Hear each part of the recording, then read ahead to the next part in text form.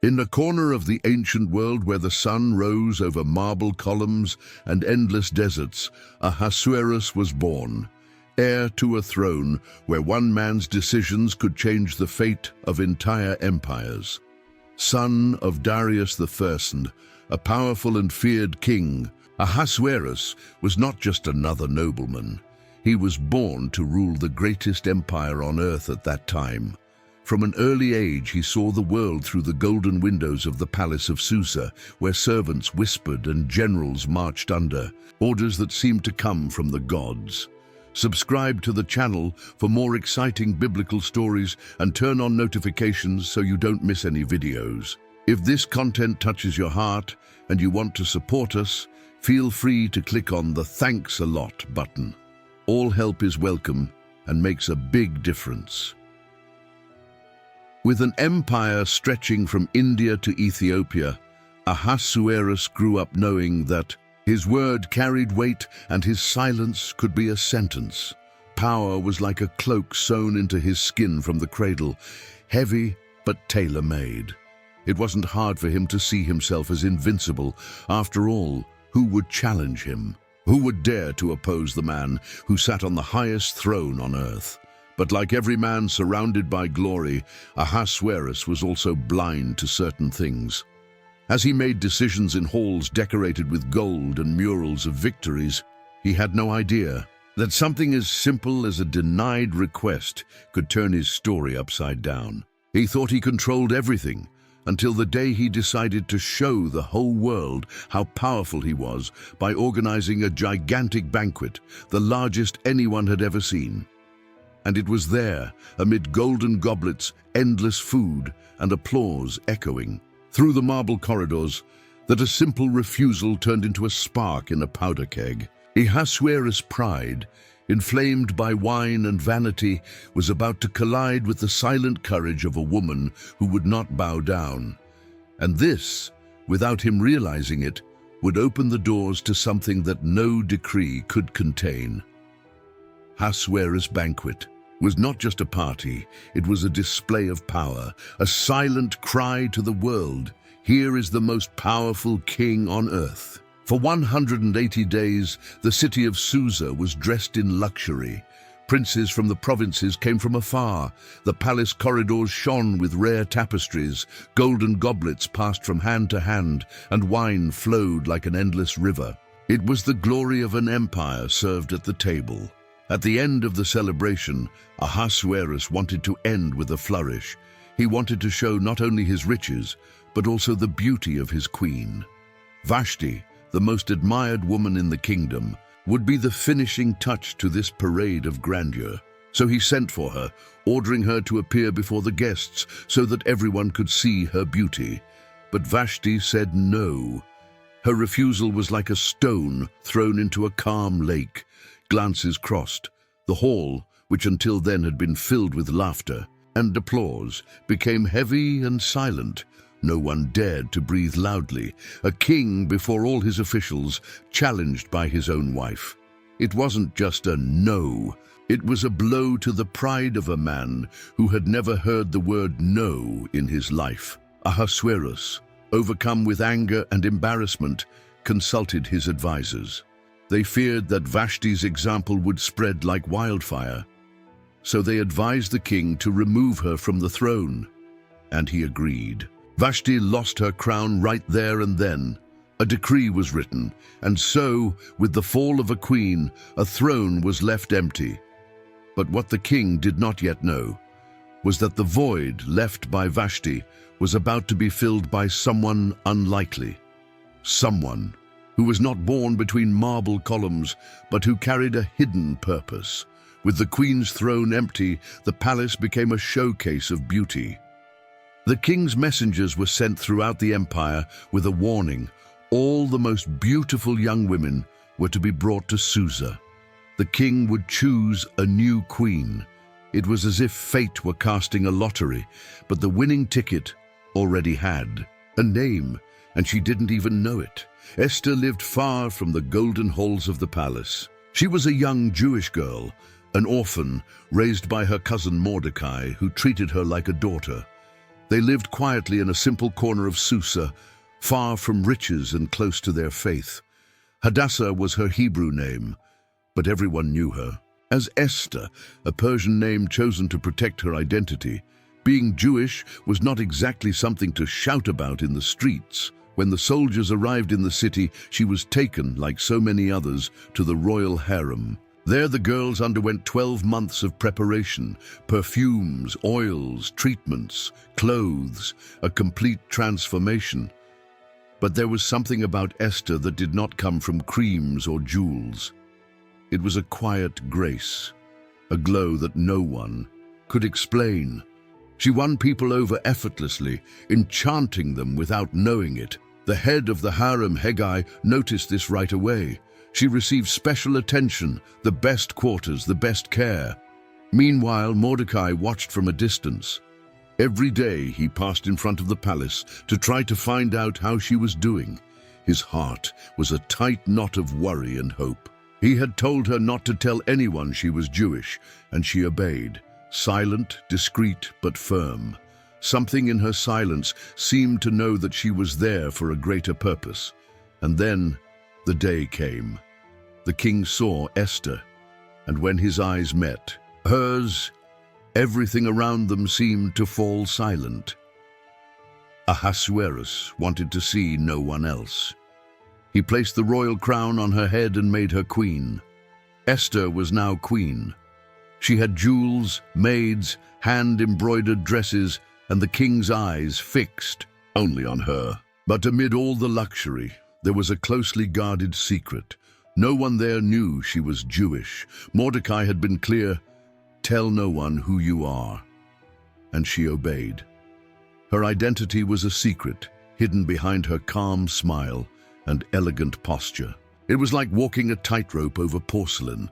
One false step and everything could come crashing down. Ahasuerus, on the other hand, seemed enchanted but distracted. The palace, full of rituals and meetings, didn't leave much room to notice what was going on between the lines. He was king, but he didn't see everything. And while the queen quietly took her new place, someone else began to rise. Sneaky, ambitious, poisonous. His name was Haman. Haman was the kind of man who spoke in a low voice and walked with his chest puffed out. He rose quickly, gained the king's trust, and soon became second in command. The people bowed when he passed, everyone except one, Mordecai. Yes, the same Mordecai who every day prowled around the palace for news of Esther now became a source of annoyance. He worked at the royal gates, and being a Jew did not bow before Haman. It was like a thorn in his proud side. Haman could not swallow it, and more than that, he decided that it was not enough to punish just that one man. Inside the palace, Esther still knew nothing. She thought the danger was outside the walls. Little did she know that behind the high walls and silk curtains, a plan was already being drawn up, and her name was at the center of that board, even though she didn't know. Haman would not accept being ignored. Every time he passed through the gate and saw Mordecai standing tall, firm, without bending his knee, his blood boiled. It was like a thorn stuck in his ego. But Haman was not the type to explode. He was the type who smiled while sharpening his knife. He decided that it was not enough to eliminate Mordecai. He wanted to wipe his entire people from history. All the Jews, as if revenge were a painting he wanted to spread with dark paint across the entire map. He went to the king with sweet, poisonous, well-rehearsed words. He said there was a strange people in the middle of the kingdom, people who did not obey the laws, who lived differently, who could be a threat.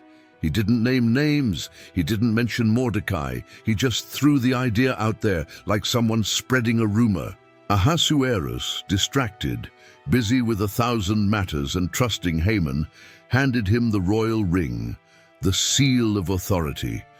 With that gesture, he authorized the worst without realizing it. Haman wrote the decree coldly. The day was set when all Jews would be killed in all provinces, from the least to the greatest, men, women, and children. It was a massacre announced with firm ink and the king's seal. and the order spread quickly, carried by messengers on horseback, tearing through the winds of the empire. When Mordecai heard this, he tore his clothes. He put on sackcloth, threw ashes on his head, and walked through the streets, crying out in despair.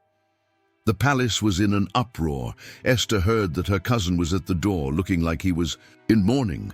She sent him clothes, but he refused. Instead, he sent her a message with a harsh truth and an urgent request. It was time for her to decide which side of history she wanted to be on. Esther was shocked by Mordecai's message.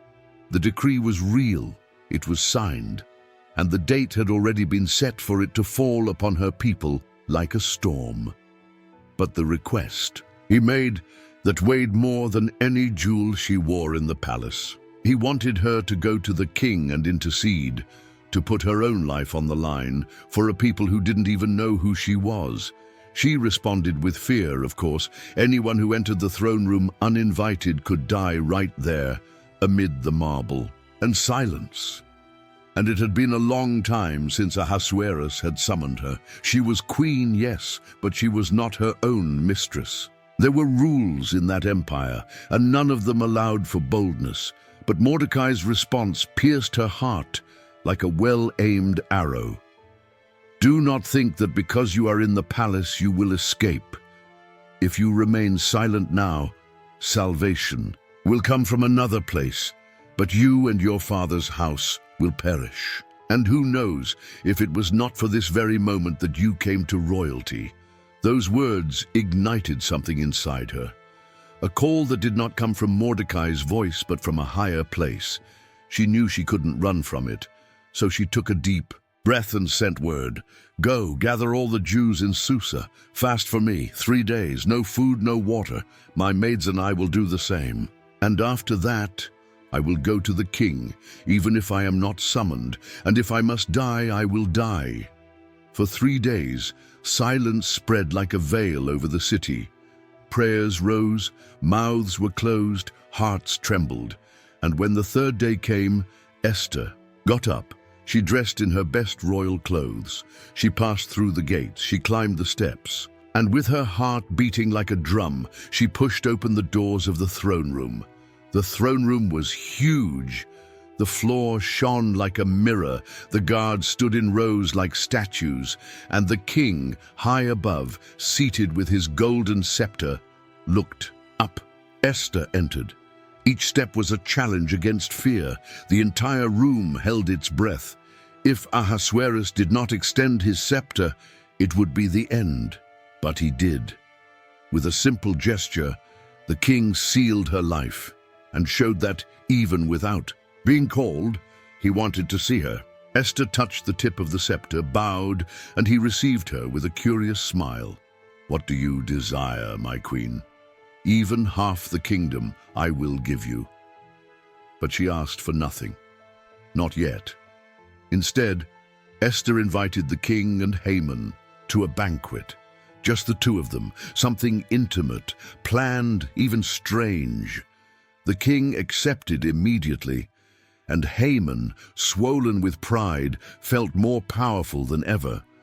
A dinner with the king and queen. He thought he was the center of the empire.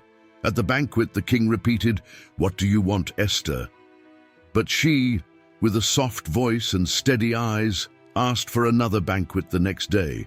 She said that only then would she reveal her request. The king agreed. Haman left there puffed up, convinced that he was the favorite of the court. But when he passed through the gates and saw Mordecai standing there without bowing, his anger exploded again. He arrived home upset.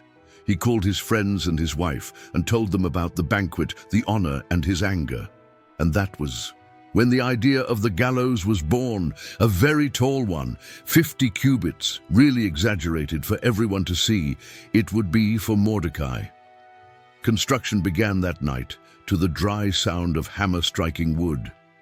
Meanwhile, in the palace, the king tried to sleep. But sleep, on that very night, was gone, as if something was pulling him towards something forgotten. Dawn fell heavily on Susa, but the king could not sleep. He tossed and turned.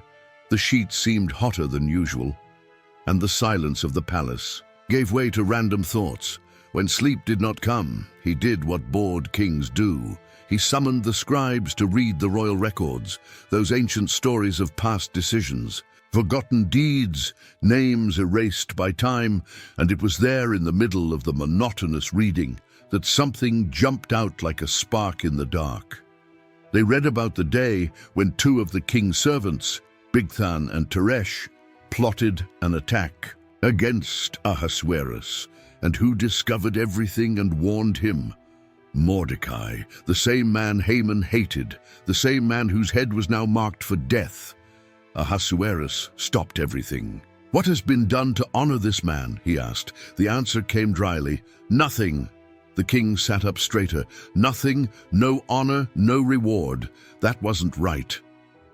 Early in the morning, Haman entered the palace courtyards with a plan ready. He wanted permission to hang Mordecai. But before he could say a word, Ahasuerus called him. "What should be done to the man the king wishes to honor?" Haman, of course, thought it was about himself. So he got excited. Royal clothes, a horse from the king, a crown, and someone important leading the animal through the streets, shouting, "This is what is done to the man the king wants to honor." Ahasuerus listened calmly. Then he said, "Excellent. Go now and do all this to Mordecai, who is sitting at the palace." The gate, the ground could have opened up right there, but Haman obeyed. He led the horse with his eyes downcast, while the people watched in confusion. And Mordecai, the man who had been wearing sackcloth just days before, was now being celebrated before everyone. But Haman didn't have time to swallow his humiliation. No sooner had he arrived home, sweating with hatred and shame, than they came for him. It was time for the second banquet with the queen. And there, at the decorated table, a secret was about to come out of the shadows. The second banquet arrived like the final act of a play. Everything calculated, every gesture in its place. The table was set with the finest wine, the food served on silver platters, and the three seated there seemed calm. But they only seemed calm. Esther knew it was now or never. The king, curious, asked again, "What do you want, my queen? Speak. Even up to half the kingdom I will give you." This time she didn't flinch. She took a deep breath and said in a firm voice, "If I have found favor in your eyes, O king, I beg you to spare my life and the lives of my people." The hall fell silent. Ahasuerus frowned. "What do you mean? Who is trying to kill you?" Esther looked him in the eye, then she turned her face toward Haman. "The enemy is this wicked man, Haman." The accusation fell like thunder on a clear day. Haman turned pale. The king jumped up from the table, distraught. He left for the gardens without saying a word. He was trying to understand how he had been so easily deceived, how he could have allowed someone to condemn his own queen to death, and he didn't even know it. Meanwhile, Haman threw himself at Esther's feet in desperation. He tried to beg, to turn the tables. But the moment the king returned and saw Haman there, on the bed where Esther was reclining, everything seemed even worse. "Will he even rape the queen in my presence?" cried the king. The sentence was sealed. One of the officers present spoke, almost as if giving a hint. "There is a gallows, O king, prepared by Haman for Mordecai, the man who saved your life." Ahasuerus' gaze turned like a knife. "Hang Haman on it." And so it was done. Haman fell into the trap he had set for himself. Haman was dead, the empty gallows now hanging in the wind as a reminder of his own trap. But the danger had not gone away with him. The decree of extermination was still in force. In the Persian Empire, an order sealed with the royal ring could not be cancelled, not even by the king himself. It was like a stone thrown. There was no turning back. Esther fell at Ahasuerus' feet once again. She wept, she begged. Her people were still in danger. He extended his scepter, lifted her up carefully, and listened in silence. It was the second time she had risked everything, and he knew it. Then he looked at her and then at Mordecai, who now stood there firm, wearing royal clothes and occupying the place that had once been Haman's. The king made a decision. He could not annul the old decree, but he could create a new one. And so he did. He allowed the Jews to defend themselves. In all provinces, they now had the right to fight, to protect their families, their homes, their people. The new decree was sealed with the same ring that had once authorized the tragedy. The messengers galloped away, crossing deserts and mountains, bringing hope where once there had been only fear. When the day arrived, the cities prepared themselves. But instead of a massacre, what happened was a strong, organized, blessed resistance. The enemies retreated. The Jews won. And that date, which was supposed to be one of mourning, became a celebration. A day marked by deliverance, known to this day as Purim, the day when everything changed. Ahasuerus, the king who had once been deceived, now looked at his kingdom with different eyes. At his side were a courageous queen and a just advisor. After all, the palace of Susa seemed calmer, but the silence inside was no longer the same.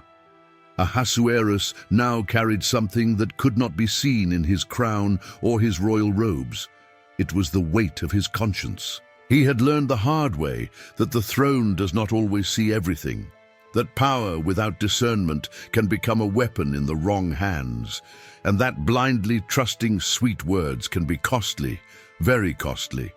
The man who once made decisions based on pride, who deposed a queen for not answering a call, now looked differently at those who approached him. He saw with his own eyes the danger of ruling hastily, of signing without asking questions, of listening only to those who flatter him. He discovered that the strength of a kingdom lies not only in the sword, but in justice, and that a person's value is not measured by the clothes they wear, but by the courage they carry in their heart. Ahasuerus also learned from Esther, a woman who remained silent when it was time to wait, but who spoke when no one else dared. He saw that courage makes no noise, but moves mountains when it rises at the right time. And from Mordecai, the man who stood up when everyone else bowed down, he learned what integrity is, even without a crown, even without a title. Perhaps, on the nights when sleep eluded him, Ahasuerus remembered the banquet, the decree, the gallows, Esther's words. Perhaps he thought about how many times he had ignored signs that now seemed so clear. But what matters is that he changed.